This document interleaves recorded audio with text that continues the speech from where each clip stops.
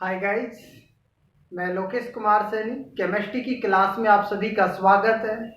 अपनी यूनिट चल रही थी सॉल्यूशन के अंदर टॉपिक चल रहा था, अर्थात इसके अंदर अपन देख रहे थे कंसंट्रेशन टर्म। और कंसंट्रेशन टर्म के अंदर अपने बात की थी कि वो कंसंट्रेशन टर्म जो कि टेम्परेचर के ऊपर डिपेंडेंट होती है, अर्थात ताप के ऊपर निर्भर होती है। उसके अंदर अपन ने देखा था कि यहाँ पर नंबर 1 की बात की थी आयतन प्रतिशतता, और उसके बाद नंबर 2 की बात की थी द्रव्यमान आयतन प्रतिशतता, और उसके बाद में नंबर 3 की बात की थी कि मोलरता क्या होती है। आज नंबर 4 की बात करते हैं क्लास के अंदर, नॉर्मलता।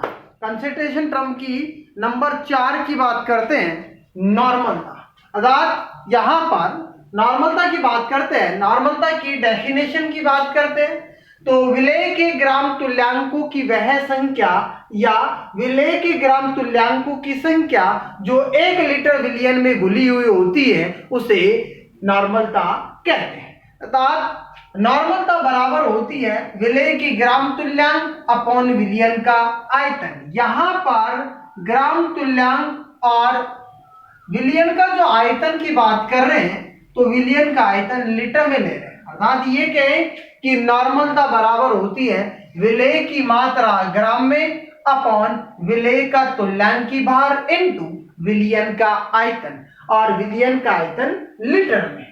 अर्थात इसको यदि विलेय का तुल्यांकी भार को W से डिनोटेड किया जाए, अर्थात ये कहें कि जब W ग्राम विलेय VmL विलियन में उपस्थित हो तो इसके लिए फॉर्मूला आता है कि N बराबर W into 1000 upon EW into V।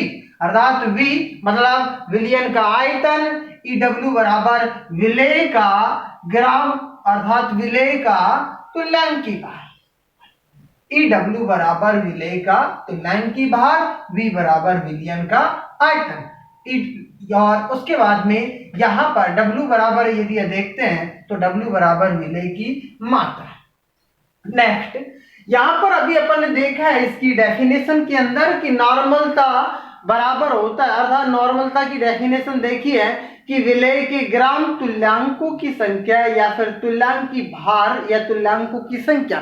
तो इसकी यहां पर बात करते हैं तो तुल्यांकी भार या तुल्यांकों की संख्या, तो इसकी इक्विवेलेंट वेट की बात करते हैं तो इक्विवेलेंट वेट होता है, इसकी डेफिनेशन की बात करते हैं तो किसी पदार्थ का तुल्यांकी भार बार भागों की वह संख्या है जो हाइड्रोजन के 1 बार भाग या ऑक्सीजन के 8 बार भाग या क्लोरीन के 35.5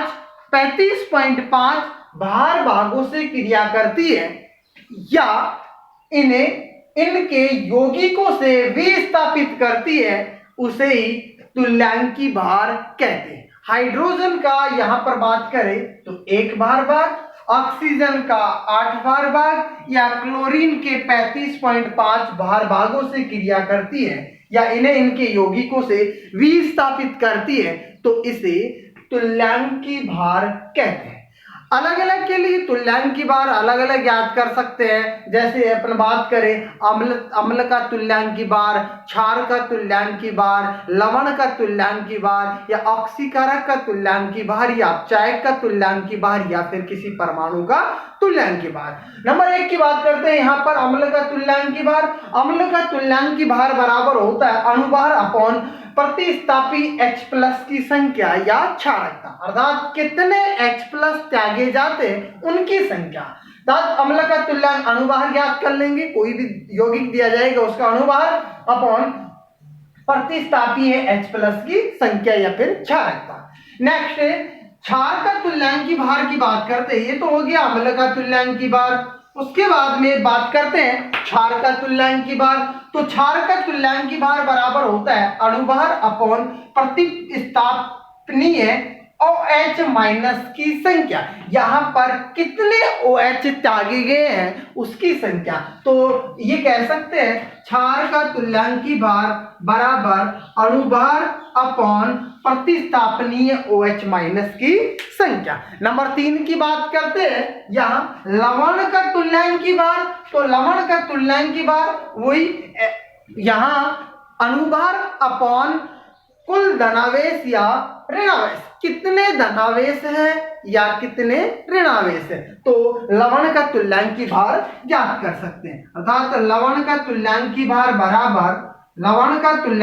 बराबर अणुभार अपॉन कुल धनावेश या ऋणावेश, नंबर 4 अक्षीकारक का तुल्यांकी भार बराबर होता है अणुभार अपॉन प्रति अणु ग्रहण किए गए इलेक्ट्रॉन्स की संख्या। अर्थात यहां पर प्रति अणु ग्रहण किए गए इलेक्ट्रॉन्स की संख्या, अर्थात प्रत्येक अणु द्वारा कितने इलेक्ट्रॉन्स ग्रहण किए जाते हैं, तो वह यहां से ऑक्सीकारक का तुल्यांकी भार ज्ञात कर सकते हैं। नेक्स्ट अपचायक का तुल्यांकी भार, अपचायक के तुल्यांकी भार की बात करते हैं, तो अपचायक का तुल्यांकी भार बराबर होता है अणुभार अपॉन प्रति अणु त्यागे गए इलेक्ट्रॉन्स की संख्या। अर्थात प्रत्येक अणु द्वारा कितने इलेक्ट्रॉन्स त्यागे जाते हैं, अर्थात अणुभार अपॉन प्रति अणु त्यागे गए इलेक्ट्रॉन्स की संख्या। इससे अपचायक का तुल्यांकी भार ज्ञात किया जाता है। नेक्स्ट देखो, अपन ने देखा है अम्ल का तुल्यांकी भार, क्षार का तुल्यांकी भार, उसके बाद में देखा है कि यहाँ पर ऑक्सीकारक का तुल्यांकी भार, अपचायक का तुल्यांकी भार। नेक्स्ट बात करते हैं परमाणु का तुल्यांकी भार, तो परमाणु का तुल्यांकी भार बराबर होता है परमाणु भार अपॉन उसकी संयोजकता, अर्थात परमाणु भार अपॉन संयोजकता, अर्थात संयोजकता कितनी है।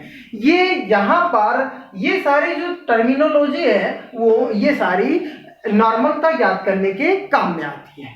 नेक्स्ट एक इंपॉर्टेंट बात ये है जो कि क्वेश्चन अधिकतर क्वेश्चंस के अंदर काम में आती है, जो भी न्यूमेरिकल करते हैं उसके अंदर काम में आती है, कि विलयनों की सांद्रता को व्यक्त करने के लिए सेमी, जो कि इससे पहले की क्लास के अंदर क्वेश्चन सॉल्व किया था अपन ने मोलरता के अंदर, उसके अंदर देखा था सेमी आया था। सेमी का मान होता है 1/2, पेंटी का मान होता है 1/5 और डेसी का मान होता है 1/10। इसी प्रकार सेंटी का मान होता है 1/100। अर्थात इन सब का प्रयोग किया जाता है कहां पर, विलयनों की सांद्रता को व्यक्त करने के लिए।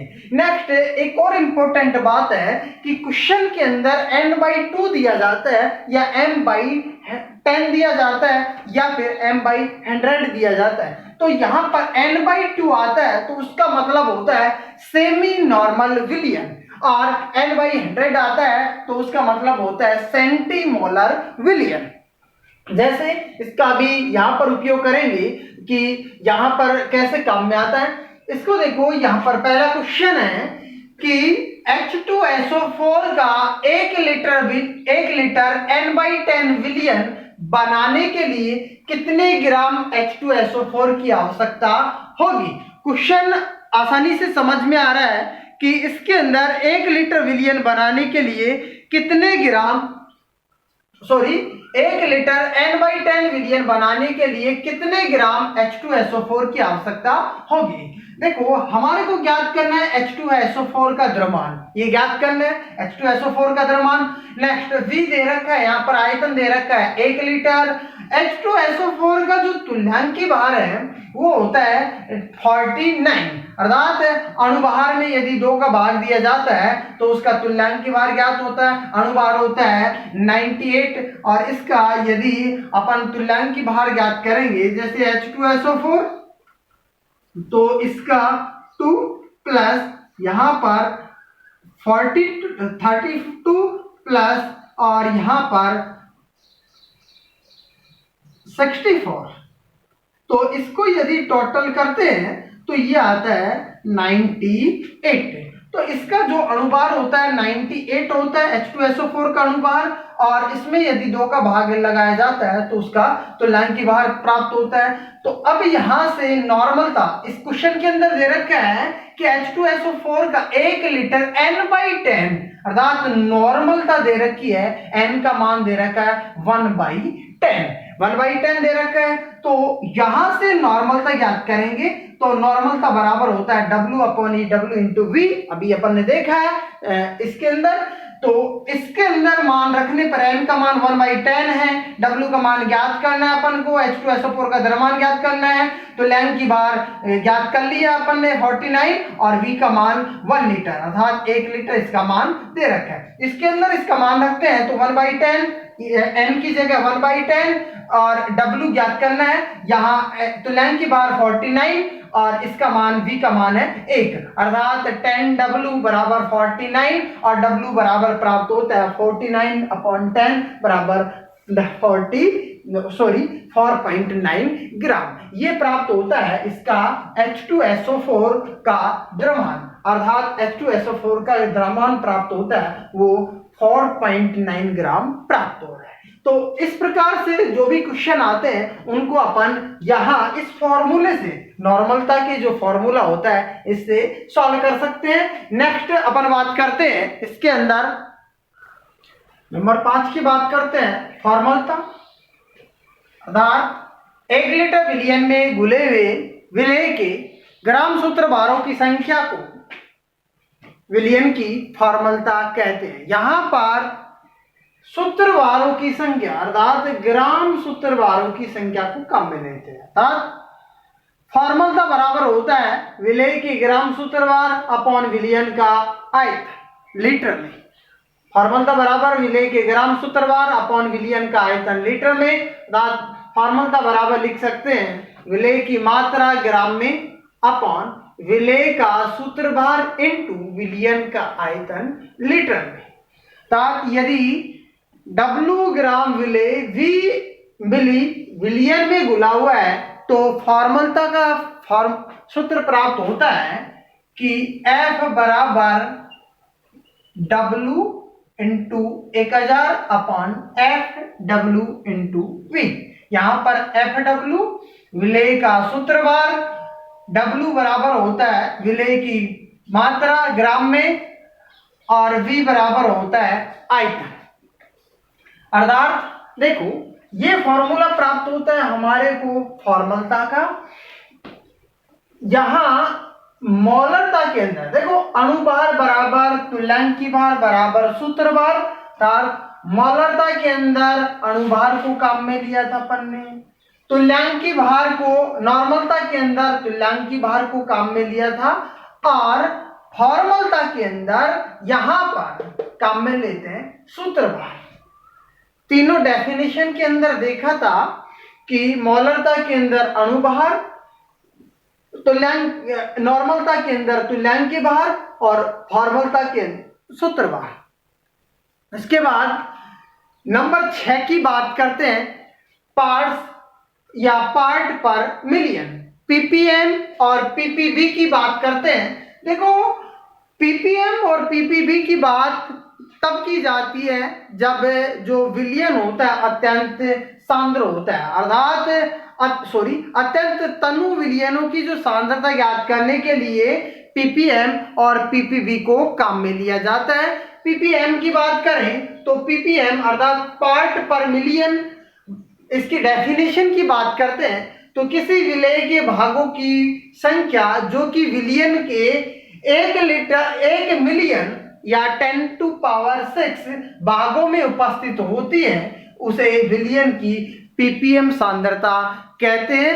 अपन ने यहां पर देखा है कि अत्यंत तनु विलयनों की जो सांद्रता ज्ञात की जाती है, अत्यंत यानी कि बहुत ज्यादा तनु विलयन होते हैं, उनकी सांद्रता ज्ञात करने के लिए पीपीएम और पीपीवी को काम में लिया जाता है। पीपीएम का अर्थ होता है मतलब फुल डेफिनेशन होती है पार्ट पर मिलियन और पीपीवी का मतलब होता है यहाँ पर फुल डेफिनेशन होती है पार्ट पर बिलियन। अर्थात पार्ट पर मिलियन बोले तो 10⁶, पार्ट पर बिलियन, बिलियन का मतलब 10⁹।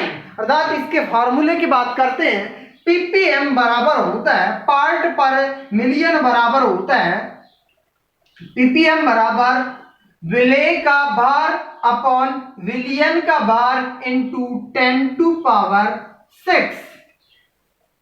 विलेय का भार अपॉन विलियन का भार इंटू 10⁻⁶। और पीपीवी की बात करते हैं तो पीपीवी बराबर होता है पार्ट पर बिलियन बराबर होता है पार्ट पर बिलियन बराबर होता है विलेय का भार अपॉन विलियन का भार इंटू 10⁹, अर्थात विलेय का भार अपॉन विलियन का भार इंटू 10⁹।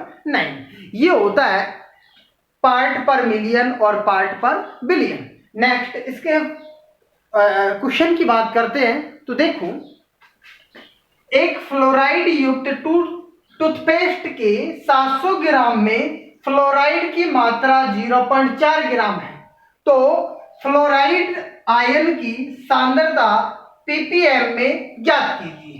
क्वेश्चन ये कह रहा है इसके अंदर कि टूथपेस्ट के 700 ग्राम में फ्लोराइड की मात्रा है 0.4 ग्राम। देखो 700 ग्राम टूथपेस्ट और फ्लोराइड की मात्रा 0.4 ग्राम, अत्यंत तनु। यहां पर सॉल्यूशन की बात करते हैं तो इसके अंदर ये जो फ्लोराइड की मात्रा 0.4 ग्राम है, तो फ्लोराइड के आयन की सांद्रता पीपीएम में ज्ञात करवा रहा है। क्वेश्चन हमारे को ये दे रखा है, इसके अंदर पीपीएम ज्ञात करना है, तो यहाँ इसका जो फॉर्मूला होता है अवयव या विलेय का भार अपॉन विलियन का भार या कुल भार इंटू 10⁶। तो ये फॉर्मूला पता है, यहां पर इसका मान रखते हैं तो अवयव या फिर विलेय का भार ये दे रखा है, विलेय का भार 0.4 ग्राम दे रखा है, इसके अंदर फ्लोराइड की मात्रा 0.4 ग्राम, और जहां विलियन का जो भार है या फिर कुल भार है वो है 750 ग्राम इंटू, देखो पीपीएम ज्ञात करवा रहा है, पीपीएम के लिए 10⁶। तो इसका जो मान प्राप्त होता है वो प्राप्त होता है 533.3 पीपीएम, अर्थात ये प्राप्त होता है इसका कि फ्लोराइड आयन की सांद्रता प्राप्त होती है 533.3 पार्ट पर मिलियन। ये होता है कि इसके अंदर अपन ने देखा है कि कंसंट्रेशन जो टर्म होती है इसको विस्तारित रूप से यहाँ पर देखा है। इसके अंदर अपन ने बात की है आयतन प्रतिशतता, द्रव्यमान आयतन प्रतिशतता, नंबर 3 मोलरता, नंबर 4 यहाँ पर नॉर्मलता, नंबर 5 फॉर्मलता, नंबर 6 पार्ट पर मिलियन और पार्ट पर बिलियन, इन सब की बात की है। ये जो प्रॉपर्टीज होती है, अर्थात ये जो 6 टर्म अपन ने देखी है, ये होती है टेम्परेचर डिपेंडेंट प्रॉपर्टी होती है, अर्थात ये सभी के सभी टेम्परेचर के ऊपर, तापमान के ऊपर निर्भर होते हैं। इससे नेक्स्ट क्लास के अंदर अपन बात करते हैं कि टेम्परेचर इंडिपेंडेंट प्रॉपर्टी, अर्थात वे गुण जो कि अर्थात कंसंट्रेशन टर्म वाले वे गुण या फिर वे प्रॉपर्टीज जो कि टेम्परेचर के ऊपर डिपेंडेंट नहीं होती है, उनकी बात करते हैं नेक्स्ट क्लास के अंदर। आज के लिए इतना ही काफी है। Thank you.